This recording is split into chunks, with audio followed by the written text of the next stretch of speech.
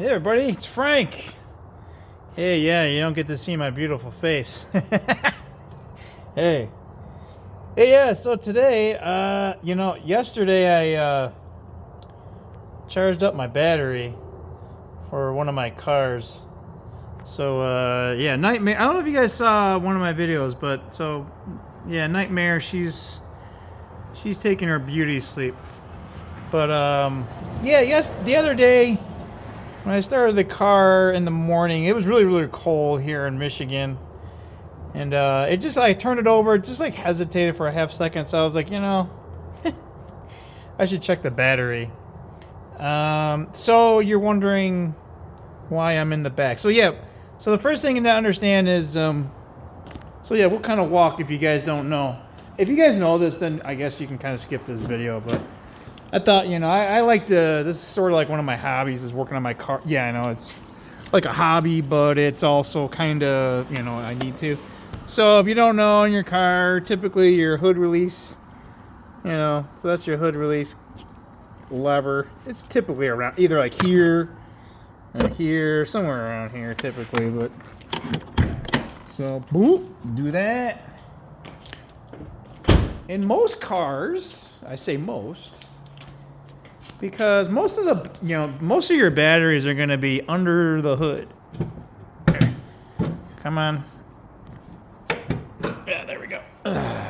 So, yeah, it's kind of hard to do with just one hand. Plus, I got my phone and I got my, this one flashlight. It's super bright. I actually like it. Yeah, so typically your battery would be around here, or on the side. That looks like it, but that's actually the fuse relay. And for my car, you can actually jump. If you see that right there, the red, it's kind of hard to see the positive there. Hey, there's a little bit better. So you just pull that off to the side, and then so you put the little claws, the jumper cables. I actually have some jumper cables. I'll show you if you guys don't have it. You should always put a jumper cable in your car. Or you get one of those jump packs. I actually have both. So if you don't know, the battery that, let's say your car's dead, right? So you have the bad battery, right? So the car that has the good battery, you hook the positive to the good battery, you hook the positive here, and then on the good car, you put the negative, and you're like, hey man, where do I put the negative? Well, you're supposed to ground it, right? So, oh wow, I thought they had something here. It's hard to see it there, can you? Can you see it right there? Here, so maybe I won't flash it so much. So that's the ground, and that's the term, that's where you have it right there. So you can put it there. You just want to get it to preferably a bolt that's on the body, preferably not painted. So any of those ones would work. They just highlight that one. So, but my battery is not under hood. I think you guys saw my Camaro one. That one's in the hood. So, if you guys don't, I have jumpers back here in the car. Sorry, it's a little messy back here. So there's my jump pack. It's kind of old. I need to probably charge. I should probably do that. I'll charge that tonight here, folks. So, I might need to move the front seat. Yeah. Oh, darn it. Sorry, should have had this pre-done. All right, take it out. Okay. I also have a umbrella. We got a snow shovel. Here's our jumper cables. They're in here because I want to show you guys how to hook up a battery charger. So we'll leave that there. I have an extension cord because I'll show you that in a second. So anyway, if you guys don't know what jumper cables are, so this one's yellow and black. So you're like, hey, which one's a positive? Well, the black is always negative. But it shouldn't matter, meaning as long as you connect the term positive to positive and negative and then to the ground, right? So you could technically put the black on the positive as long as you make the other black claw go on the positive, but I'm kind of OCD, so I never put I always put black on the negative. So if you guys see these these aren't the best jumper cables, but I got these years ago. I found this nice bag for them, but so you know, they typically have something labeled. These little covers are kind of, I don't know, but so you just, you know, squeeze them like that, put them on the terminal. Yeah, if you know how to do it, hey man, sorry. This is for all you young kids that don't know how to do this stuff. All right, oh my gosh, man. God, it's hard to do all this stuff with just one hand, everyone. Yeah, so I've never used that shovel, but it's aluminum. It breaks down and it actually gets longer. You guys see that, so that you can dig yourself out of a ditch. You'd be surprised. I've gotten stuck a couple times. Not in this car, but in my old cars. So my battery's actually back here. And so you gotta pop this thing out. It's like a little hidden compartment. I need two hands, everybody. Sorry. It's a big plastic thing. Alright. And then my spare tire is down here. I already took this off, so you know, this number you just spin it counterclockwise. And then there's a cover on top. Man. Ugh. Just one hand makes this very difficult. So there's the little spare tire. Yeah, it's a donut. Most spare tires are smaller than your normal tire. They just do that to save money. Having a full-size spare would be really nice. I don't know if it won't fit in my car, but some cars have a full-size spare. So there's my battery. Yeah, that negative terminal probably needs to be cleaned a little bit. At least it's not on the post. The positive looks pretty good. Yeah. So typically they have a cover on it. You don't want that to touch anything to the body. It'll cause us an arc, potentially a fire hazard, perhaps. But that's another ground negative cable. So what we're going to show is a product that I got. I think I got this off of Amazon. It wasn't super expensive. It's kind of small. But yeah, that's the name of it. And you can actually just charge all sorts of batteries with it. Basically all sorts. And it's got some we'll call it programming. Some smart programming in here. So this is just kind of like you'd set it up like just how you would the jumper cable. So let's move the red out of the way. Let's kind of be a little careful. Alright, so we'll kind of... Alright, sorry everyone. This one thing is kind of stuck. There we go. So the little claw, they're little claw thingies. And you don't even have to take the terminals off. Just stick it under there. So it barely contacts it though. But all you need is contact. More contact the better. And then even when you're charging a battery, you actually have to connect the negative. So you're not jumping a battery, you're charging it. And you can place this thing on that terminal. But it doesn't really stay on there that good, so I normally put it right there. And then, yeah, this thing, 18 volts again? This thing was fully charged this morning. Yeah, so it's set on car. It tells you the voltage. I think it tells you like the temperature. 3 degrees outside? Jeez. Or 3 Celsius. And, yeah, that's, I don't know. Looks like we should charge it, huh? But I haven't had any issues. in months. Last summer when I was working on it, the battery drained, and then like it seemed like I had to start my car every couple of days because of it. It would just die. And I haven't charged it in, I don't know, it's been a long time. Why is the temperature going up? I don't know. Or maybe it's the temperature of the battery. I don't know. It's probably the temperature of the battery, actually. So yeah, yeah, it just has a little, cord plug, and we'll get our trusty. I've had this extension cord forever. That's 100 foot. I have this like thing set up. Put all my some of my tools. I got some of my air tools in here, my torque wrench and all sorts of good stuff. I kind of need to get a new compressor.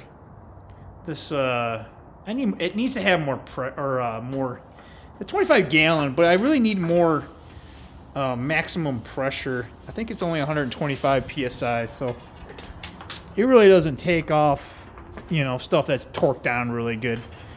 So you gotta kind of have to hand brake everything. So it seems like I still use my hand tools all the time. All right, well, we'll just plug this in, and it looks like we're gonna.